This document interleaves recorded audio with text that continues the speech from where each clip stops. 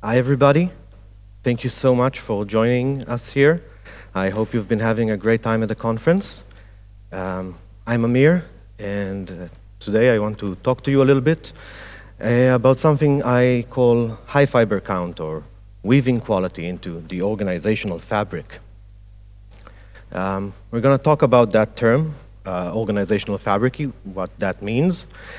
I'm going to try to help you understand how you can better identify, deliver, and quantify quality impact.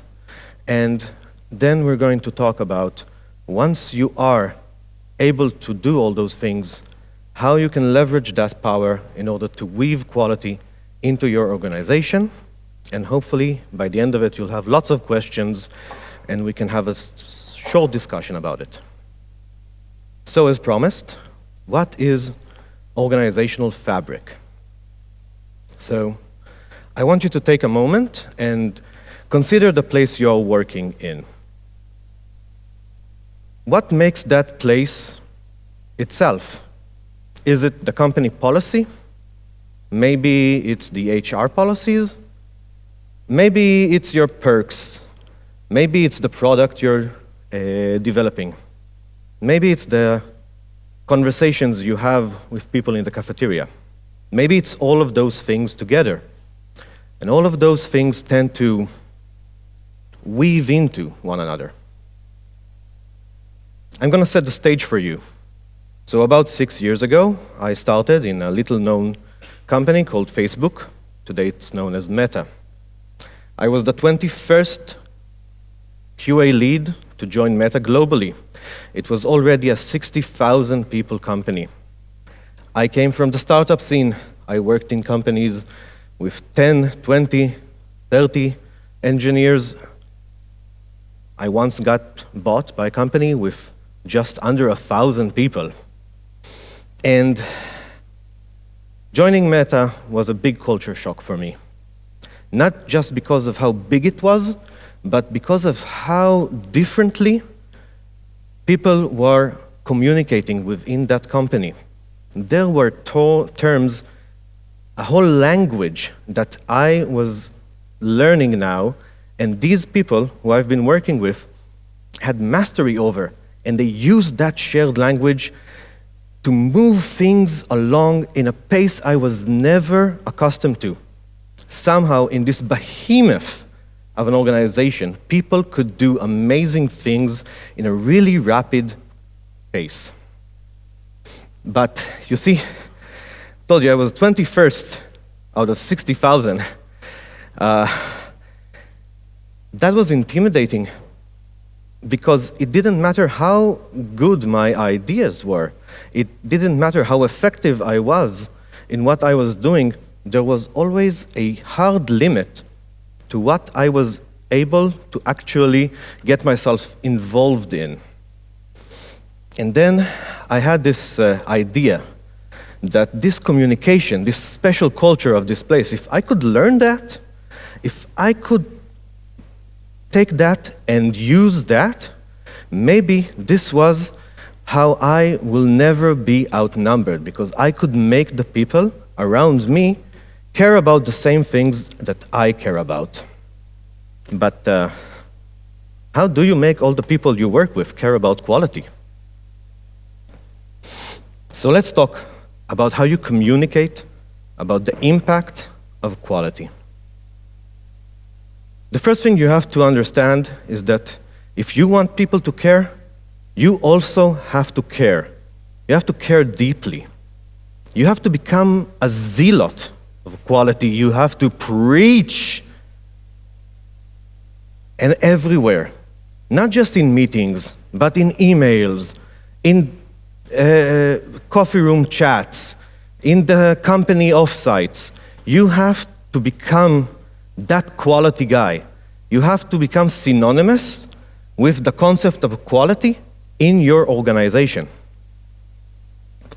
Because when you achieve that goal, when you become the subject matter expert of quality, you will gain something that is incredibly precious. You will gain the confidence of your peers. You will gain their ear, they will listen to you. And that means you will have the power to effect change. So I'm going to tell you about 3 superpowers for communication. These are things you can take today into your life, apply them in order to become a better and more effective communicator, and hopefully become that subject matter expert in the eyes of your peers, assuming you're not already, by the way. So the first superpower I'm talking about is prioritizing. And obviously, I wrote this before AI. These days I say I asked an AI what is prioritizing. I just Googled a definition. And it turns out that prioritizing is the very beautiful and wonderful art of arranging things in a list and then slowly ticking them off. As a person with ADHD, that sounds like heaven. I mean, I love lists. There's only one thing I love more than lists, which is, of course, spreadsheets. When you come to think about it, spreadsheets, they're basically just multidimensional lists. It all makes perfect sense. But here's the problem when you approach prioritizing as list making. This is an actual spreadsheet, of course, which is part of a planning session I've had. Obviously, legal had ordered me to black out all of the confidential stuff there. But look at the priority column. You've seen this spreadsheet before in your life. Everything is important. No, everything is important. But prioritizing isn't about making a list. Prioritizing is about making decisions. So there's a term called ruthless prioritization. And in ruthless prioritization, you need to understand what are the projects that you can deliver that are not only the very best for the company, they are also the ones that you are able to deliver on the very best of results. Because there are always good ideas, there are always many areas crying for your attention. But if you're spreading yourself thin, if you are trying to deliver on too many things, if you're working on something that is hard for you but would have been easy for somebody else, you're failing. It's about accepting you are never going to be able to complete everything and finding those few things that are not only important and impactful, but are also what you are going to be able to deliver the very best of results on. That means finding something that corresponds to the goals of the company and the product and the project. It also has to correspond to what it is you want to be doing. This might be your next learning step. This might be the way you get your next promotion. This might also be a good way to spend time with a team you really enjoy working in. We deliver better work when we have a vested interest in doing it. Finally, it's about understanding what you are good at. Some people are good at supporting, some people are good at leading, some people are amazing at coding, some people are amazing at creating documentation or logistic orchestration. Know your strength. An X marks the spot. This slide, by the way, is the mandatory Venn diagram for this talk. Thank you.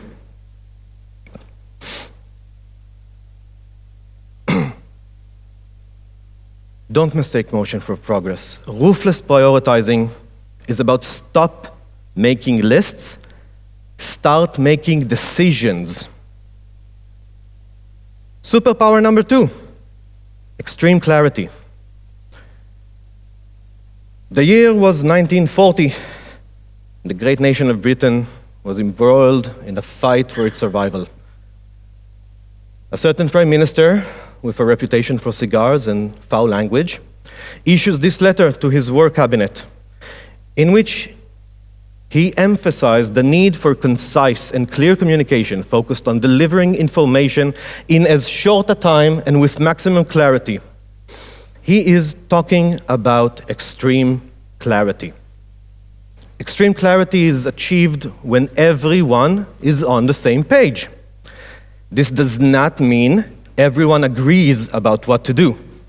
It does mean that everyone shares the same understanding of the facts.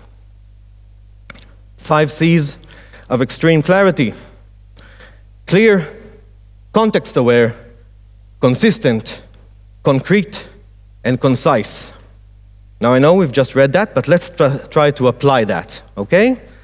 You've seen this email before. You may have written this email before. This is a perfectly acceptable email. It's okay, but we can make it better. Let's take a second to read it. Hey everyone, we've heard the feedback. Carefully considered it, announcing the new LED process. Process goes, we are standardizing for maximum consistency. By Tuesday afternoon, you should sign up for a short review. Send pre-reads by Wednesday, end of day. The review is still at the same time as always. Finally, don't forget to post notes after the review. Please don't hesitate, blah, blah, blah, blah, blah. This email isn't context aware. Do you know what LED means? I don't. This email isn't concrete. What does should sign and what does short mean? How long is the review session? Should I be prepared for a 5-minute session or a half hour? Is this clear? When does the day end? Is it midnight? Is it 5 p.m.? Do we have multiple time zones? It's not consistent. There are multiple variations on dates. So Tuesday afternoon, Wednesday end of date, after the same time, just give me a clear date. Finally, it is indulgent. There's only so many ways you can say, thanks for the feedback, right? This is how it looks when you take just a little bit more effort. Okay? You invest a little bit more time, you make it extremely hard for anyone to misunderstand. With extreme clarity, we can focus all of our energy on solving real problems. Solving problems is hard enough. Just think about how harder it is when we don't really understand each other. It's impossible. Without extreme clarity, we waste time talking past each other. We disagree about things we actually agree upon. We make decisions in the absence of full understanding. Instead of that, let us work to achieve extreme clarity so that we can effectively talk, disagree, and make decisions. That's going to be a theme around here. Superpower number 3, meaningful metrics. I promise no poems this time. So if you want your peers to engage more with quality, you need to understand that they don't care about test plans and bugs.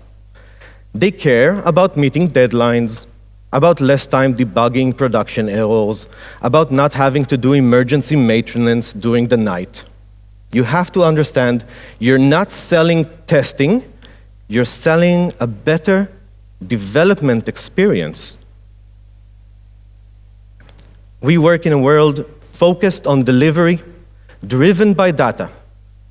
The impact of quality on something needs to be translated into something executive level will understand and relate to.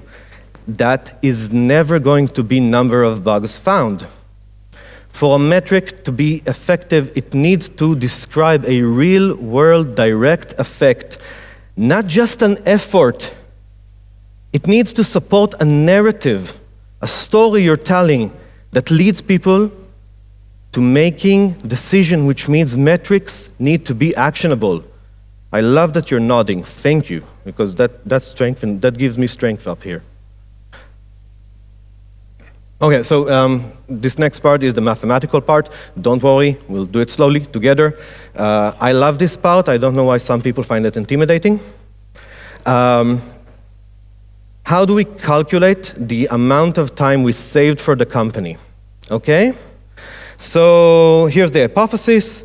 The time the organization invests in fixing bugs is the total number of hours engineers spent on bug fixing. Sounds plausible. So we need the total number of bugs that were fixed. And we should probably get an estimate on how long it takes to fix a bug. And we should probably separate that by bug severity. Okay, so a low-pri bug is probably easier to fix. This is rule of thumb. Go along with me. Okay? Finally, this is important. We have to normalize our data. Because if we want to show data over a long period of time, we have to accept that the company changes. So the same number of engineers will be able to fix probably the same number of bugs, but if the engineering team got cut down or got enlarged, that will affect our metric. Always normalize. Okay? We can give this as a figure for how much time we actually saved for engineers with quality. This is something EMs will actually care about because it translates into effort within sprints. Revenue lost due to downtime. You get a figure for your average daily revenue. You can get that from your quarterly reports or if you know somebody in finance or marketing. And then we multiply that by number of days to fix a critical issue. Sum that up, that's the cost, a dollar cost for downtime. Code quality versus effective testing. So sum of bugs fixed divided by sum of bugs detected. How many of the bugs we reported actually ended up with code changes within the product? Are we doing effective testing? Is the signal we are producing actually being used and listened to by the engineering group?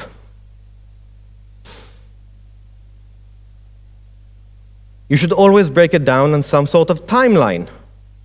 Okay? This allows you to show trend, effects.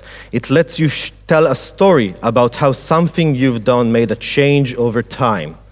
Okay? So in this example, we're showing cumulative result of improving testing, triaging, reporting, and escalation processes. The orange line represents average time to close a bug during this time period. Blue line represents total number of bugs detected during the same period. We went from weeks to close a small number of bugs to mere days, closing a much bigger number of bugs.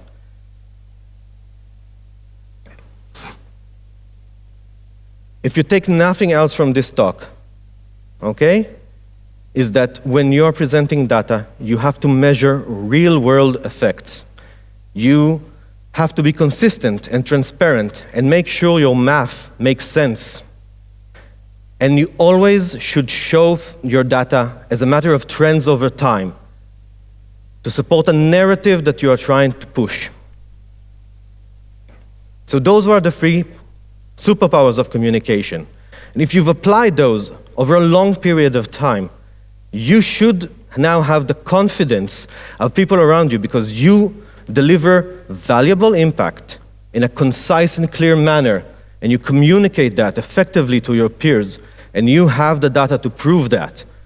So they should know that you stand behind what you are doing.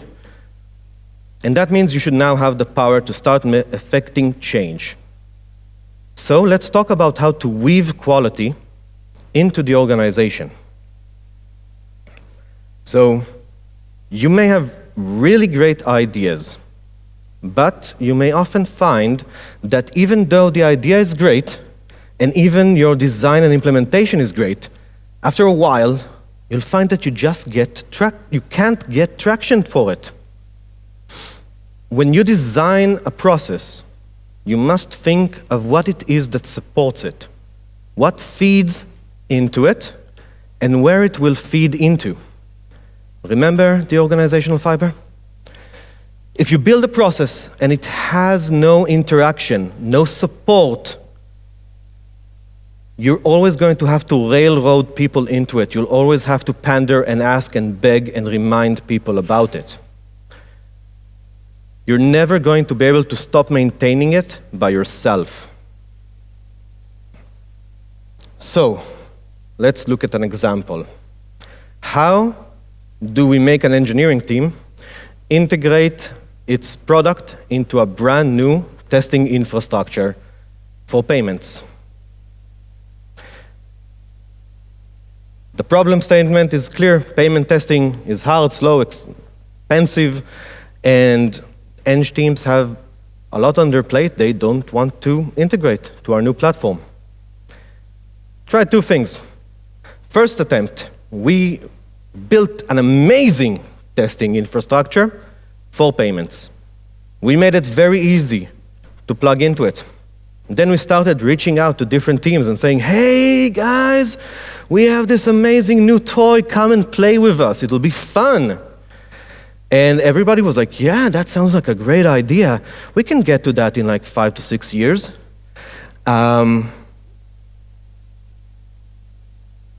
It took a lot of effort. We got some teams to join in. Took a lot of manual running around and begging and asking and pandering and, hey, you remember we had that conversation? You said you'd get that integration done. Well, where are we on that? My team was very stressed on this. My superiors were not pleased. So we went back to the drawing board and we tried it again. So obviously, there was already a payment solution that existed in the company. That payment solution had an onboarding flow, which meant that in order to get that payment solution, you had to fill out a form. What we did was we added a condition to that form. Before you can submit this form, you have to show proof that you've tried to integrate into our new and amazing testing infrastructure. And only if you try to integrate to our new infra, and only if that failed, will you be able to do the old way of payment testing. This transformed everything. Why? Because it was completely initiated by the engineering teams. Whereas in the previous solution, my team had to manually go and drive that change everywhere. This time, everybody came to us. They also came when they had a real need because they needed to test something right now. So it was a priority to get through that process. And the figures changed completely. My team was extremely happy with that, and my superiors. Here's another example. I don't know if you've heard the term dog fooding.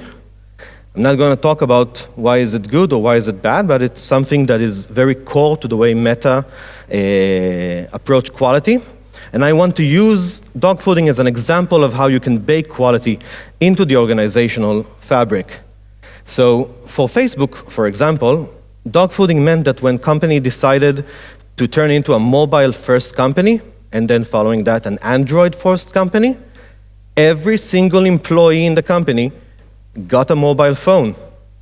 And those phones ran beta versions of our product.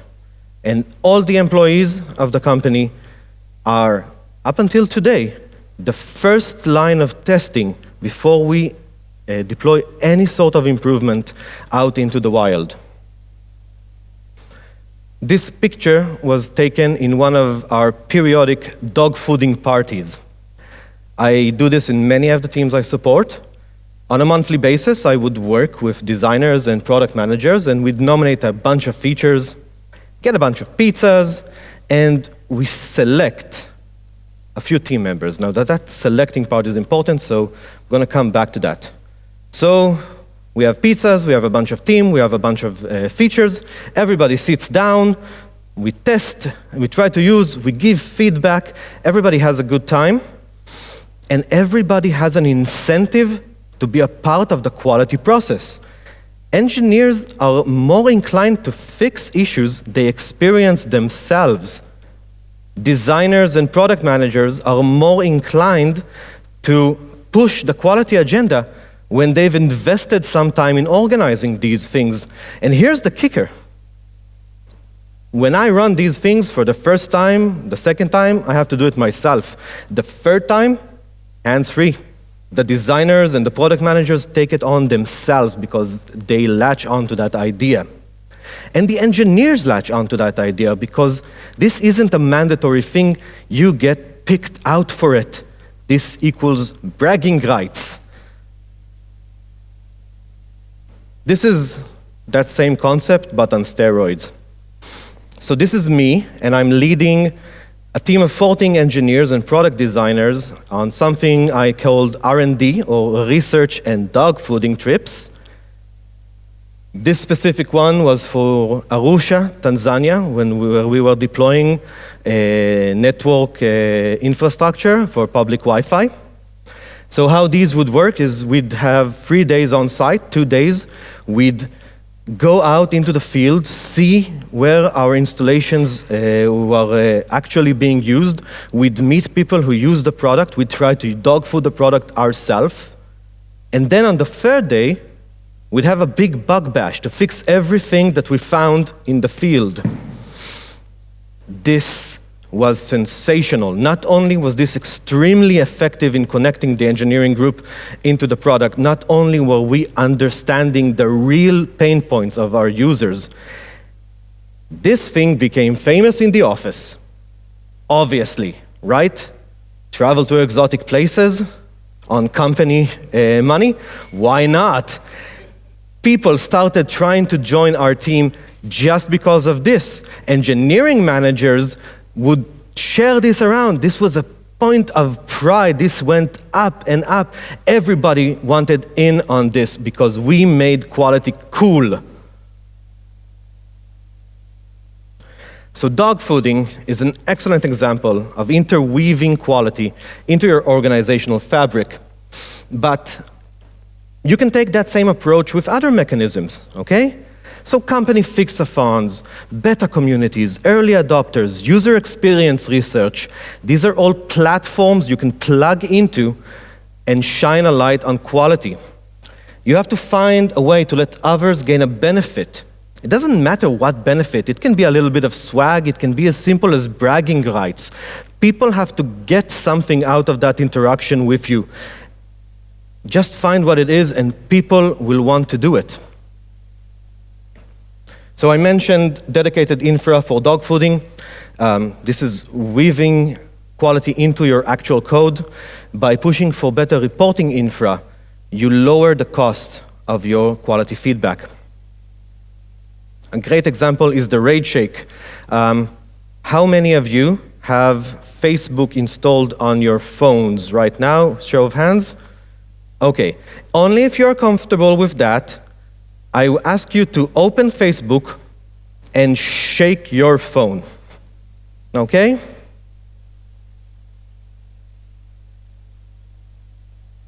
And I'll look at the screen.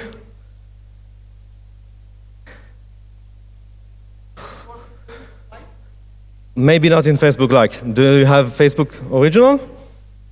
Yeah, I see some people get that. Okay. So rage shaking pops up an interstitial bug report mechanism. It makes bug reporting fun. See, nobody wakes up in the morning saying, today I'm going to write shitty code. I'm going to ship it at the very end of the day, and then I'm going to disappear as our production build catches fire.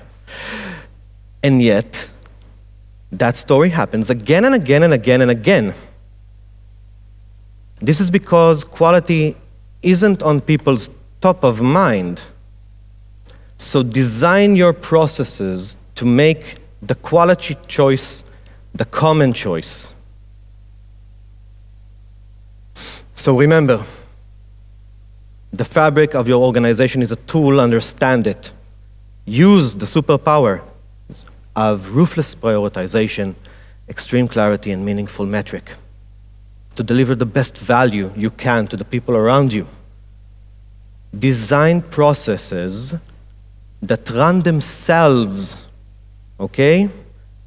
And weave it into that organizational fabric. Thank you very much for listening. We are hiring in the UK.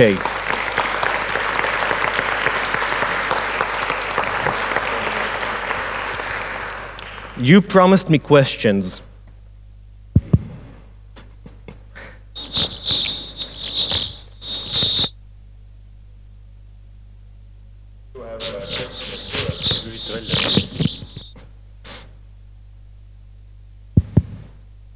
We do have question assurance, but we don't need it yet.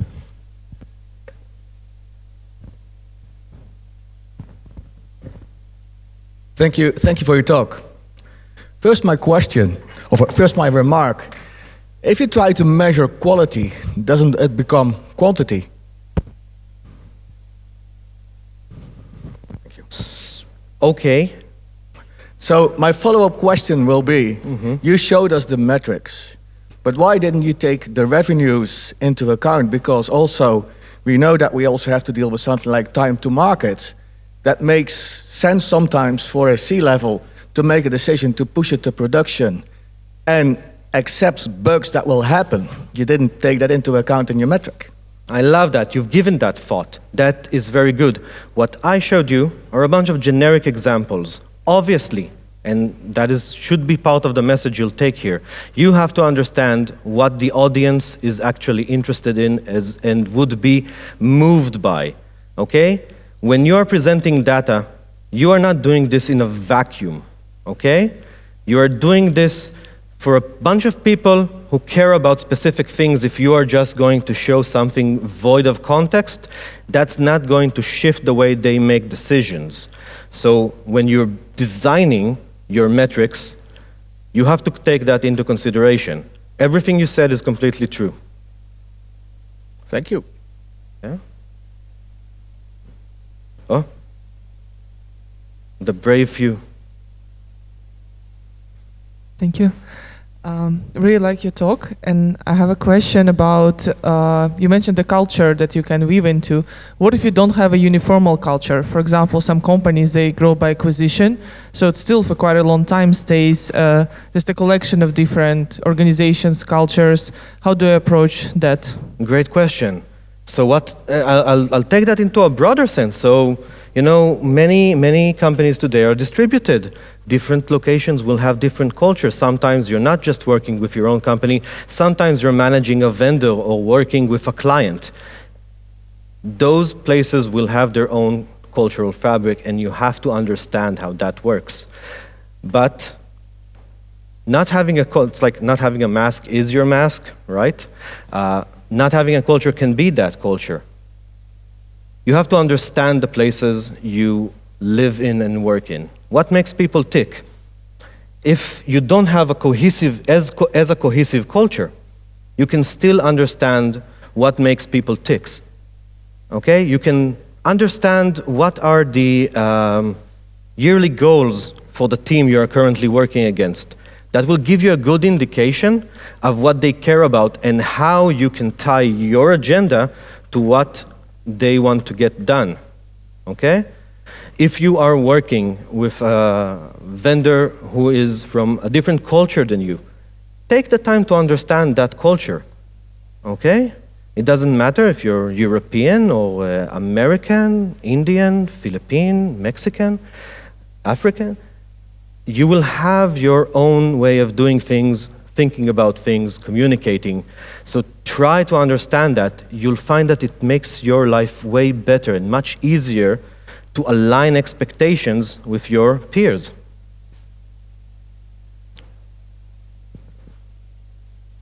Thanks for your talk, Amir. Question about dog fooding. Do you have any experience dog fooding business-to-business products? Yes, I do. Actually, what I showed you with the research in dog fooding trips, so that project was called Express Wi-Fi, and it was about providing telecom companies with a full tech stack for building a public Wi-Fi solution, and that included a suite of network management tools to be used internally. So on our research and dogfooding trips, we sat in the call centers of those telecom companies with the people who actually used our platform on a daily basis and tried to understand what is their bottlenecks, what are their complaints, and that's part of what we actually dogfooded. We even started we tried to launch a product that would have been an open source solution anybody can just use for network management. Unfortunately, that product ended up getting shut down. Something cool that came out of that is an open source version of the Ent network framework. So you can look up that open source Go Ent. Any more questions? Okay. Thank you so much for having me. It was a real honor to speak in front of you, and I hope you enjoyed the talk.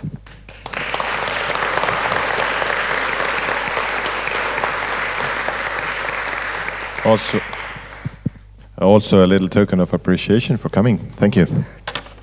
Thank you so much.